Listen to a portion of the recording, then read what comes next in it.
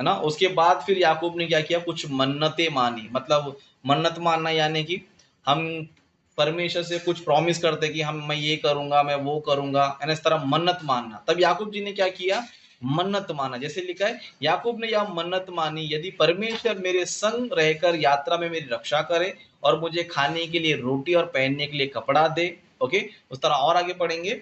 और मैं अपने पिता के घर में कुशल क्षेम से लौट आऊं, तो यहोवा मेरा परमेश्वर ठहरेगा, और यह पत्थर जिसका मैंने खंबा खड़ा किया है परमेश्वर का भवन ठहरेगा, और जो कुछ तू मुझे दे उसका दशमांश मैं अवश्य ही तुझे दिया करूंगा। मतलब यहाँ पर जो है याकूब जी ने वो स्वप्न देखा। स्वप्न देखने के बाद जो है परमेश्वर ने बहुत सारी चीजें उनको बताया। फिर उस सारी चीजों को देखने के बाद फिर याकूब जी जो है उन्होंने मन्नत भी माना, है ना। परमेश्वर से मतलब उन्होंने कुछ चीजों का जो है मन्नत मांगा, जैसे कि यदि परमेश्वर जो है मेरे मार्ग में मुझे संभालेगा, है ना, मेरे कार्यों में मुझे सफल करेगा, और वापस जो है मुझे परमेश्वर मेरे वापस अपने घर, है ना, अपने फैमिली के पास अगर लौटाएगा, तो परमेश्वर मेरा ठहरेगा। जो मैंने पत्थर यहाँ पर खड़ा किया वो क्या करेगा, परमेश्वर का भवन ठहरेगा। और जो कुछ भी परमेश्वर मुझे देगा, है ना, जो कुछ भी परमेश्वर मुझे देगा, मैं क्या करूंगा,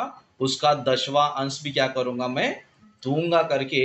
इस तरह याकूब जी ने क्या किया पता है, मन्नत वहां पर माना। ओके, मन्नत क्या किया वहां पर माना। मतलब यहाँ पर हम लोग देख सकते हैं कि याकूब जी सबसे पहले बहुत लंबा जर्नी उन्होंने किया, है ना, और मार्ग परमेश्वर को दर्शन दिया, और उस दर्शन में पिता ने अपने आप को भी दिखाया स्वप्न में। ओके, रियल में नहीं, स्वप्न में दिखाया। और यीशु मसीह को सीढ़ी के रूप में भी उन्होंने क्या किया, दिखाया। ओके, मतलब दर्शन जो है उनको दिखाया। मतलब पहले से परमेश्वर ने बता दिया कि अगर स्वर्ग में पहुंचना है तो यीशु मसीह के द्वारा क्या करना है, पहुंचना है। ओके, तो ये सारी बातें होने के बाद फिर याकूब जी ने भी क्या किया, मन्नत जो है माना है। ओके, मन्नत मानना है। तो इसी तरह हम लोग इस घटना से हम क्या सीख सकते हैं बोल, तो परमेश्वर ने सच में अगर याकूब जी को वहां पर स्वप्न में बातें किया है, मतलब स्वप्न में उनको दर्शन दिया है, स्वप्न में कुछ चीजों उनको बताया, तो आज जो है परमेश्वर उन बातों को वचनों के द्वारा आज हमें क्या कर रहा है, हमें भी सिखा रहा है ना।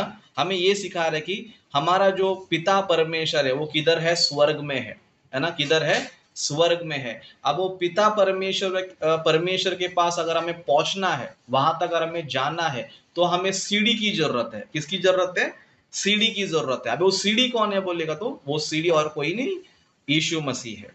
कौन है वो, यीशु मसीह है। ओके, तो अभी यीशु मसीह को जानने के बाद हमें मार्ग पता चले पिता के पास जाना है। अभी हमें जो है एक चीज समझ में आई कि हमें स्वर्ग में ही जाना है और यीशु मसीह के द्वारा हमें जाना है। तो इसी तरह हमें याकूब की तरह मन्नत भी हमें मानना है ना। जिस तरह याकूब ने मेरे आने जाने में मुझे सहायता करेगा, तो मैं जो भी परिश्रम करूंगा तो उसमें सहायता करेगा, तो है ना, वापस मुझे अपने घर लौटाएगा, तो है ना, तभी मैं यहोवा ही मेरा परमेश्वर ठहरेगा।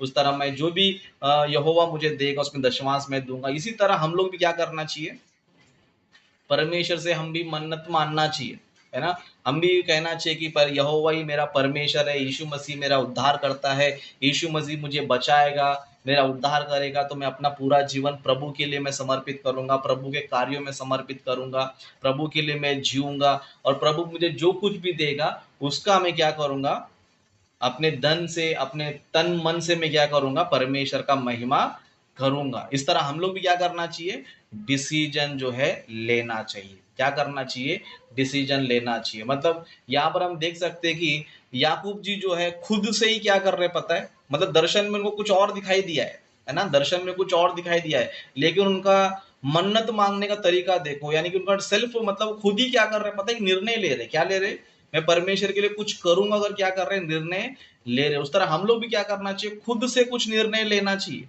और आज हमारे पास तो वचन भी है, हमें क्या निर्णय लेना है, क्या नहीं लेना है, ये सारे वचन हमारे पास है। याकूब जी के पास नहीं था ये सारी चीजें, लेकिन याकूब जी ने फिर भी क्या किया, जिस तरह जिसके पास बाइबल है ना, लिखा हुआ वचन है, जिस तरह जीना चाहिए, है ना, बिना वचन के क्या कर रहे हैं याकूब, अपने लाइफ को क्या कर रहे हैं, जी रहे हैं, है ना। मतलब याकूब जी के पास बाइबल नहीं था, फिर भी क्या कर रहे पता है, फिर भी जो है परमेश्वर के लिए वो जीवन जी रहे। हमारे पास बाइबल है फिर भी हम लोग क्या नहीं कर पाते, हम लोग जी नहीं पाते। हमारे पास सारी बातें लिखी गई है, सारी बातें क्या करना है क्या नहीं करना है, सारी बातें लिखी गई है, फिर भी हम लोग क्या नहीं कर पाते, कर नहीं पाते। लेकिन याकूब जी के पास कुछ था भी नहीं, फिर भी क्या कर रहे थे, परमेश्वर का काम कर रहे। इसके लिए बाइबल में हम देख सकते हैं कि याकूब जी को परमेश्वर कहते हैं कि मैं याकूब का परमेश्वर हूँ, है ना। बाइबल में जो है परमेश्वर ने बहुत ही गर्व से जो है 3 जन का नाम लिया परमेश्वर ने, बहुत ही गर्व से, है ना। मैं अब्राहम का परमेश्वर हूँ, इसहाक का परमेश्वर हूँ, याकूब का परमेश्वर हूँ। इनका नाम जो है ना परमेश्वर क्या करता है पता, बहुत ही गर्व से लेता है, क्योंकि ये तीनों व्यक्ति जो है ना आम व्यक्ति नहीं, है ना।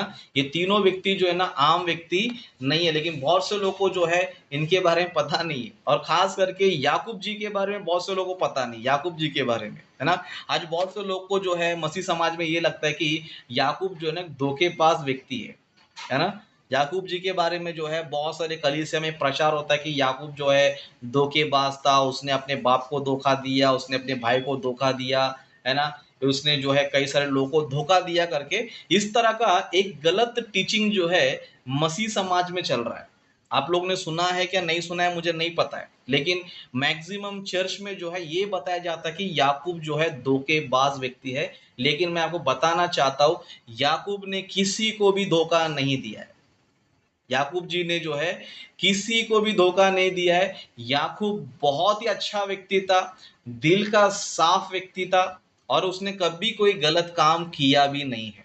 ओके, कभी कोई गलत काम किया ही नहीं है। लेकिन आज जो है कुछ प्रचारक लोग जो है याकूब जी के बारे में गलत प्रचार करते हैं कि याकूब जी ने लोगों को धोखा दिया है ना। लेकिन मैं आपको इसके बारे में फ्यूचर में बताऊंगा कि याकूब ने किसी को भी धोखा नहीं दिया, ना अपने भाई को धोखा दिया है, ना अपने पिता को धोखा दिया है, किसी को भी धोखा नहीं दिया है ना। बस लोगों ने जो है उनके बारे में एक गलत तरीके से प्रेजेंट करके जो है याकूब जी को जो है ना बैड रूप में जो है, यानी कि गलत रूप में उनको दिखाया गया है। लोग अगर सोचते हैं कि अगर याकूब धोखेबाज होता तो क्या परमेश्वर बोलेगा कि मैं याकूब का परमेश्वर हूँ? सोचो, दिमाग लगाओ। क्या परमेश्वर बोलेगा कि मैं याकूब का परमेश्वर हूँ?